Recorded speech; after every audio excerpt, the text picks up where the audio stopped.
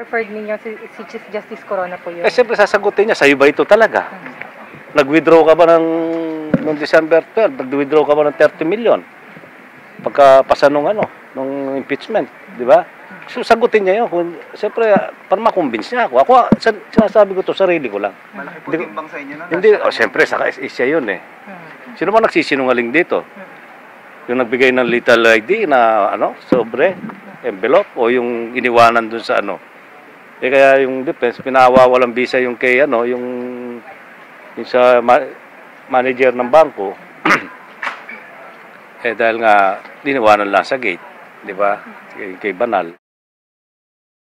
Well, okay lang siguro sa kanila, kani-kaniang paniwala yan, dahil silang, silang nagpipresente, di ba? Hanggang doon na lang, matibay na itong Article 2, di okay na. Article 3, okay na. Article 7, okay na. Di, nasa kanila yon kung mapapaniwala nila ako, hindi.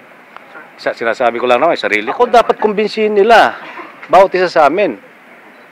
Hindi yung taong bayan, hindi yung kung sino-sinong, di ba? Kung grupo-grupo yan, wala. Dapat bawat isang senator justice, dapat, at kamukha ko, dapat makumbins ako ng defense, makumbins din ako ng prosecution. Hindi, karapatan nila yun eh. Wala tayong magagawa doon kahit nga sinisigaw nga ng ating Senate President na yung natin, wala tayong magagawa doon.